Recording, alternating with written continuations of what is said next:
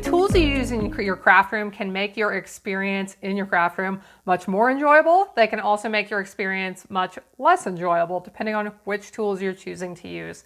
Today I want to share about Stampin' Up's new magnetic cutting plate for our cut and emboss machine.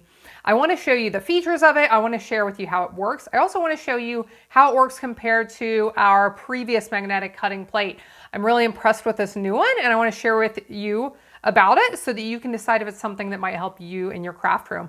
I've been using it just for a few days and it has already helped me a ton with my die cutting. So let me share it with you. Let's first look at the features of the cutting plate. Now, this one was new about a week ago. You can see it is no longer new. I have been doing lots and lots of die cutting for an upcoming event I have. So though I've only had this about a week, I have gotten a lot of use out of it already, so I wanted to share it with you. So let's look at the features of this first. This cutting plate has 3 layers right here. The top layer is a self-healing surface that when you cut with those dies and it cuts into the surface, it is going to basically heal itself so that you can continue using it and get good quality cuts. Now that center layer, that is the magnet, essentially, that is going to help hold your dies in place. If you don't have a magnetic cutting plate for your die cutting machine, it is life-changing. And I'll share here in a little bit, I'll show some demonstrations so you can see how much this helps. Just to hold your die in place instead of it moving around on you is so helpful and saves a lot of time. So the center part is the magnet, and then the bottom layer is a piece of metal that I imagine has been put there to hold all of this sturdy.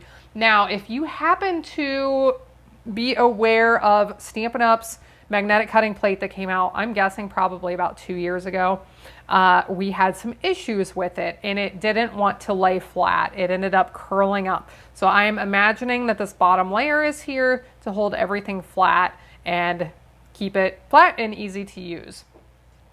So that's what this plate is made up of. Now I want to compare this one to one of these big, thick magnetic platforms that you may have seen. You may have used this, you may still be using this, but this is the magnetic plate that I have been using the last few years for my crafting.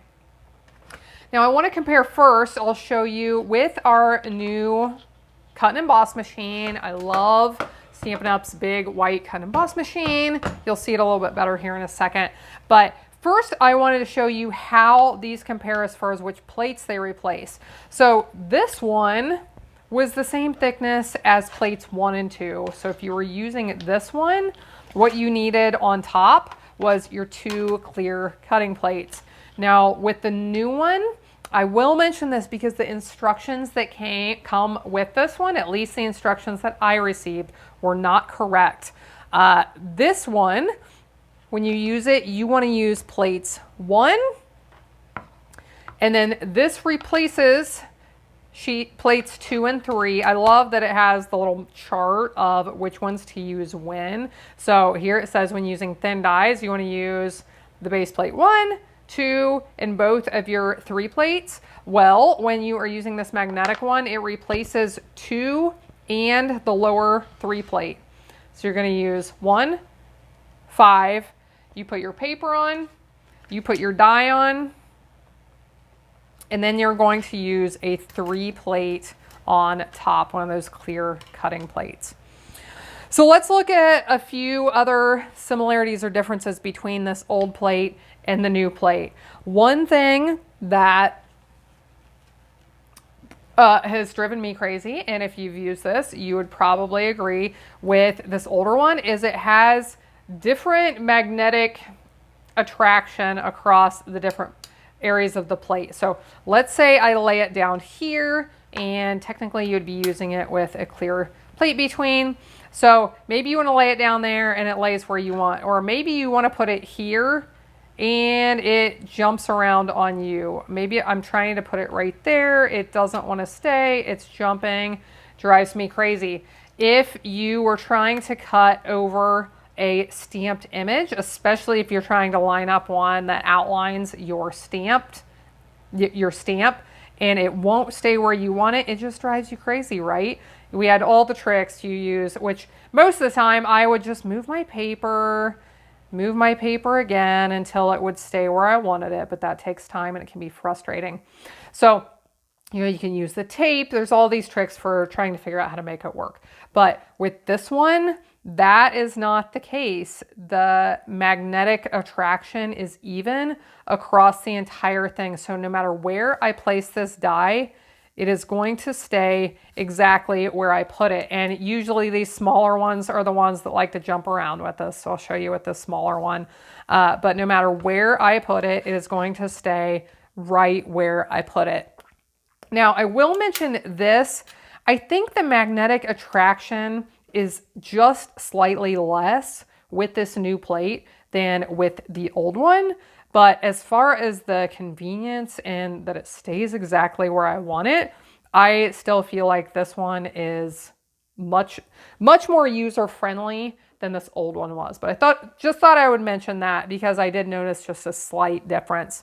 Now, let's look at using this new magnetic cutting plate. So I'll get my sandwich ready to send through my machine. Like I said, I have plate 1, the new magnetic plate, which is plate 5. Then I'm going to lay down my paper. Then I'm going to lay down my die with the sharp cutting edge down, of course.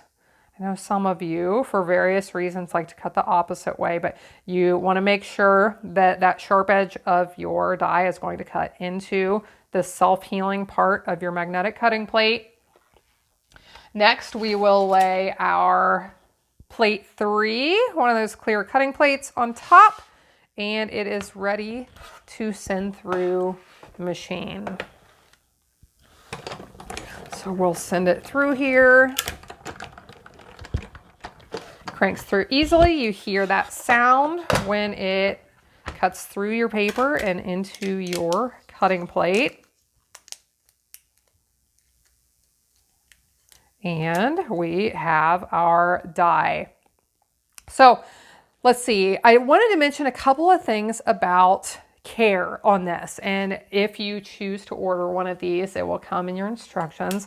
But as far as keeping this clean, you may find that over time you have like little tiny bits of paper or lint or just dust, little pieces of dirt that show up on it. To clean this, you just want to use a damp rag, or sometimes, because my chamois is always handy and nearby at my craft table, a lot of times I will use it for cleaning, so I can get those little bits. After using this, I've probably used it, I'm sure I've used it at least 50 times, probably more like 75 at this point. You get little bits of paper on there, so I can use that, wipe that off. I can rinse my chamois, get it clean again, and my cutting surface is clean again.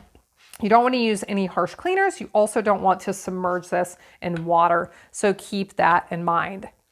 Now, you may be wondering how long this plate will last. If you have done a lot of die cutting, you know that typically the plates don't last forever.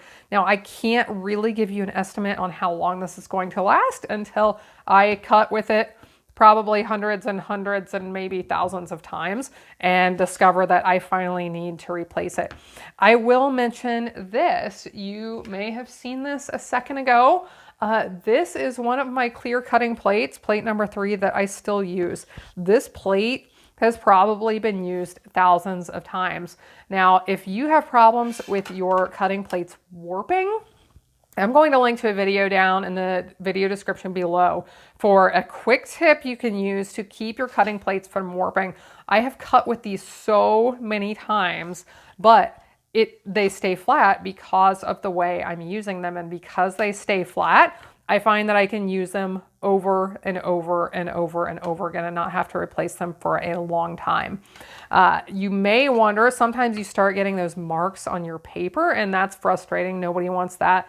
But if you keep your top plate the way I described in that tip video, that's not really an issue. And even if the back side of your paper gets some of these lines on it from this one, typically you aren't going to see those. So That may be something you want to take a look at. So I cannot really give you an estimate on how long this is going to last, but I can tell you I've cut probably about 75 times so far, and it's cutting perfectly, you know, just as well as when I started, and appears that it is going to last for a long time. You do want to make sure as you're cutting, and you can see this on my plate that I've been doing this, you want to make sure that you spread your dies out. You do not want to cut the same die in the same place over and over and over again. That is going to wear out this portion of that cutting plate a lot faster than the rest and make for uneven wear. So you want to spread these out. You can see that I've been doing that, cutting all across the surface of this to hopefully spread that wear out over all of it and make it last longer. Hope this helped you to learn about this cutting plate, maybe decide whether this is something that would help you in your crafting or not. If you have questions about it, if you decide you want to order, there's a link in the video description below. You can learn more about this, also my cut and emboss machine. And I think that's it for today. Thanks so much for being here. I hope you have a blessed day, and I'll see you again next time when I'll be here helping you to hand make with love.